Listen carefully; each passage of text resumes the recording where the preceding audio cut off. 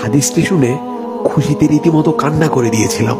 মুসা আলাইহিস সালাতু ওয়াস সালাম একবার আল্লাহ তাআলাকে জিজ্ঞাসা করলেন, আমার অনুসারীদের মধ্যে সবচেয়ে বড় পাপী কে?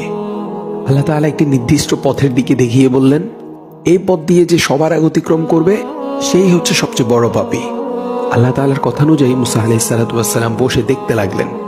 কিছুক্ষণ পর দেখলেন এক ব্যক্তি একটি ছোট বাচ্চাকে কোলে নিয়ে রাস্তাটি অতিক্রম করছে। তিনি সাথে সাথেই বুঝে ফেললেন এই হলো সবচেয়ে বড় পাপী। এরপর তিনি আল্লাহ তাআলাকে আরো একটি প্রশ্ন করলেন, হে আল্লাহ, আমার অনুসারীদের মধ্যে সর্বাধিক ভালো মানুষটাকে? আল্লাহ তাআলা উত্তরে বললেন, সন্ধ্যা হওয়ার সাথে সাথে ওই একই রাস্তা দিয়ে যে ব্যক্তি অতিক্রম করবে সেই হচ্ছে সর্বাধিক ভালো মানুষ।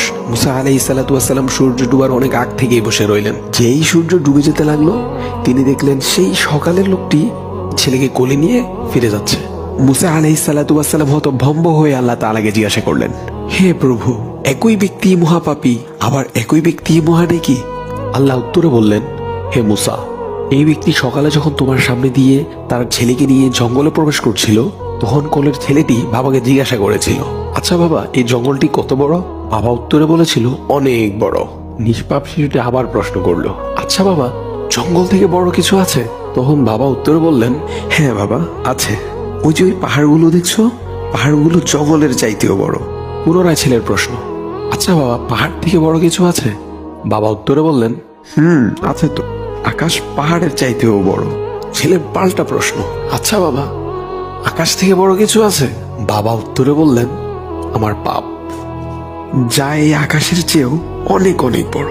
ছেলে এই উত্তর শুনে বাবাকে জিজ্ঞাসা করলো, বাবা, তোমার পাপ থেকে বড় কিছু নেই? তখন বাবা চিৎকার দিয়ে ছেলেকে জড়িয়ে ধরে কাঁদতে কাঁদতে বলল, আমার পাপ থেকে অনেক অনেক গুণ বড় আমার আল্লাহর রহমত।